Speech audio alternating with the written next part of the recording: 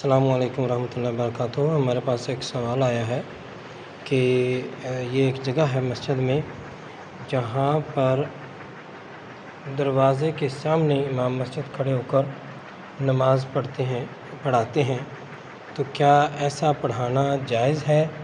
کیا ایسا درست ہے یا اس میں کوئی معاملات ہیں؟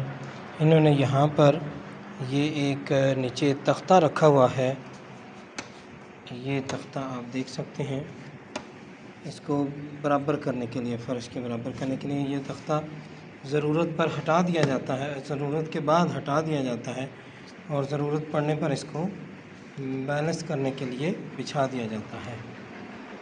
اچھا، اب اس میں نقطہ کیا ہے؟ نقطہ اس میں یہ ہے کہ اگر دروازے میں امام کھڑا ہو تو مکروہ تنزیہی ہے، وہ نماز نہیں ہوتی۔ اب دروازے کے میں اور دروازے کے سامنے ان دونوں باتوں میں فرق ہے۔ جیسا کہ محراب کے اندر کا قانون ہے کہ اگر امام محراب میں کھڑا ہو تو نماز نہیں ہوتی، جماعت نہیں ہوتی۔ محراب کے سامنے کھڑا ہو تو ٹھیک ہے، سامنے سے مراد امام کے پورے قدم محراب سے باہر ہونے چاہیے۔ جب امام کھڑا ہو تو اس کے پاؤں محراب سے باہر ہونے چاہیے، جب امام کھڑا ہو تو اس کے پاؤں محراب سے باہر ہونے چاہیے۔ وہی اصول اس دروازے پر بھی لگے گا کہ جب امام کھڑا ہو تو اس کے پاؤں محراب سے باہر ہونے چاہیے، دروازے سے باہر ہونے چاہیے۔ آئے ہم دیکھتے ہیں، یہ دیکھیے، یہ صف ہے اور یہ دیوار ہے۔ صف اور دیوار کے درمیان پورے ایک قدم کا فاصلہ یہاں پر موجود ہے، یعنی اگر امام ادھر کھڑا ہوتا ہے تو اس کے پاؤں جو ہیں وہ دروازے سے باہر ہیں۔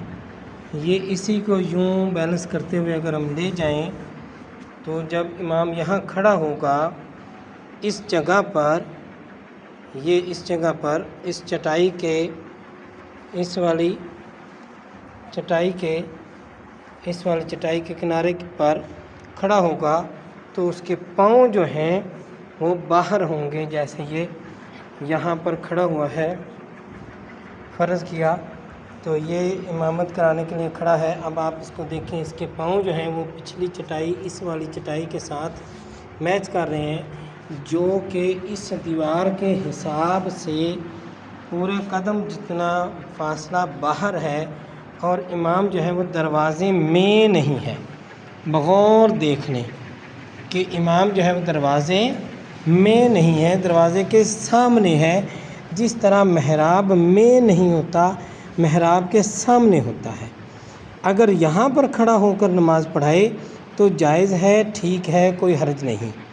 البتہ اگر امام یہاں پر کھڑا ہو جائے، یہاں پر، اب دیکھیں وہ فاصلہ جو کہ اس کو باہر ہونا تھا وہ اس نے چھوڑ کر دروازے کے اندر، اب آپ یہ دیکھیں، یہاں سے یہ دروازے کی دیوار اور یہاں سے یہ اس کے برابر جا رہا ہے، یہ ایسے۔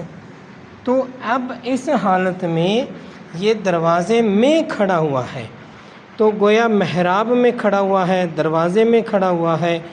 اب اس کی جو صف ہے وہ منقطع ہو گئی مقتدیوں کی صف سے۔ اس وجہ سے انقطاع صف کا اصول لاگو ہونے کے بعد یہ جماعت ٹوٹ گئی۔ امام کی اکیلے کی نماز تو شاید ہو گئی لیکن جماعت نہیں ہو سکی، پچھلوں کی نماز نہیں ہو سکی، تو یہ جماعت نہ ہوئی۔